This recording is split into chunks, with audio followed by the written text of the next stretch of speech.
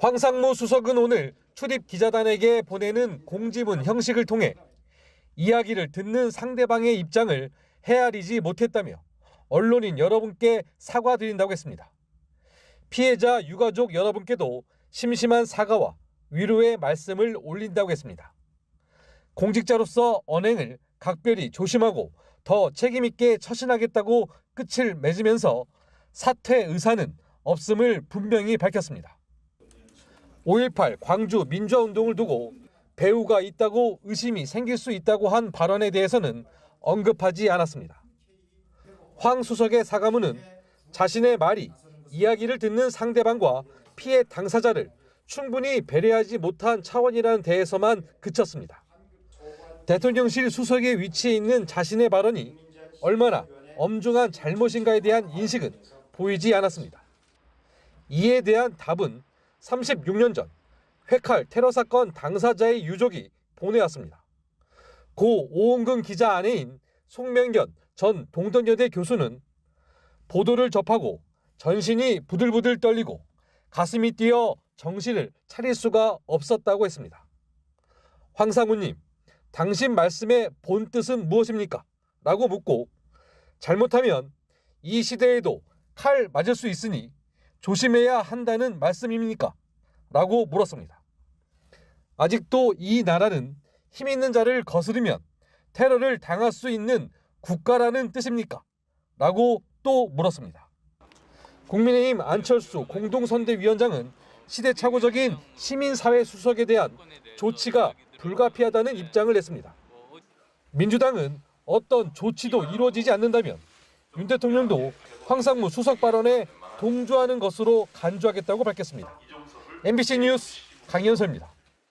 1988년 8월 6일 출근길 서울 강남 한복판에서 군인들이 현직 기자에게 회칼을 휘둘렀습니다. 군사정권 비판 칼럼에 보복하려는 정보사령부 장성의 지시였습니다. 민주주의의 핵심 가치인 언론의 자유를 테러로 짓밟으려 했던 초유의 사건이었습니다. 그 자유민주주의를 수호하는 데에는 언론이 최후의 보루가 되어야 한다. 이번 테러가 언론인에 가해지는 마지막 테러이기를 바랍니다. 마지막이길 바란다고 했던 피해자의 절규는 36년이나 흘러 농담의 소재로 전락했습니다. 고 오은근 기자의 동생 형근 씨는 황상무 수석이 MBC 잘 들어라며 한 말에 귀를 의심했다고 합니다.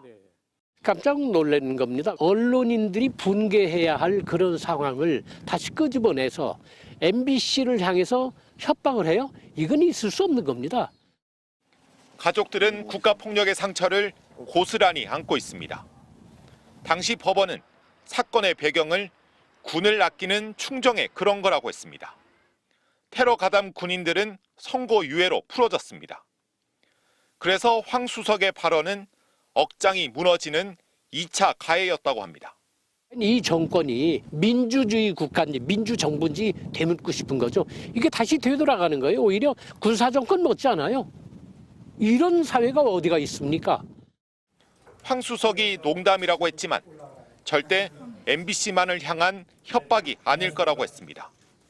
모든 언론인을 향해서 테러를 한 거나 마찬가지거든요. 빨리 물어볼 것 없이 해임시켜야 됩니다. 형근 씨는 2년 전 작고한 형의 아픔을 난데없이 떠올리게 된 현실에 끝내 눈시울을 붉혔습니다. 고 오은근 기자의 형제들은 황상무 수석을 형사 고발하겠다고 밝혔습니다. MBC 뉴스 김민찬입니다.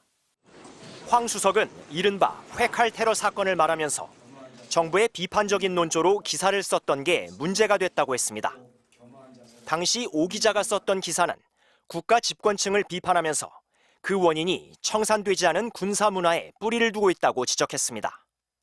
1988년, 지금으로부터 36년 전엔 정부의 비판적인 논조로 기사를 썼다는 이유로 테러를 당했습니다. 시민사회 수석은 MBC 잘 들어라는 말로 36년 전 테러 사건을 언급했습니다. 지금 정부에선 입틀막이라는 용어가 풍자처럼 쓰이고 있습니다. 입을 틀어 막다는 뜻의 이 표현은 반대 의견과 비판적 의견에 대한 지금 정부의 대응으로 대표되고 있습니다.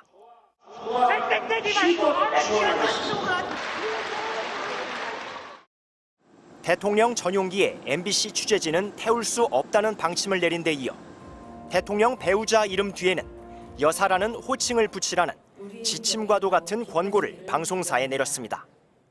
본인이 호위무사가 아니라면 김건희 특검에 대해서 명확한 자기 입장을 밝히시기 바랍니다. 방송사 사장이 교체된 KBS는 대통령과의 신년 회담 기회를 독점했습니다. 1년 반 만에 대통령에게 물을 기회를 가졌지만 국민적 의혹을 별게 아닌 것으로 치부해버렸습니다. 최근에 많은 논란이 되고 있는 이른바 이 파우치, 외국 회사 조만한 백이죠. 호주 대사로 임명된 이종섭 전 장관에 대한 의혹과 관련해 대통령실은 해명이 아니라 공수처 수사 상황이 언론에 유출되고 있다는 데 초점을 맞추고 이에 대한 수사를 주장하고 있습니다. 농담을 했다는 황 수석의 말을 엄중하게 보는 이유는 언론을 상대로 한 그 발언이 국민과 민주주의에 대한 위협이기 때문입니다. 민주주의를 위협하고 있다는 걸 모르고 있다면 위태롭습니다. 대통령실은 오는 18일부터 사흘간 미래 세대를 위한 민주주의를 주제로 민주주의 정상회의를 개최한다고 밝혔습니다. MBC 뉴스 이용주입니다.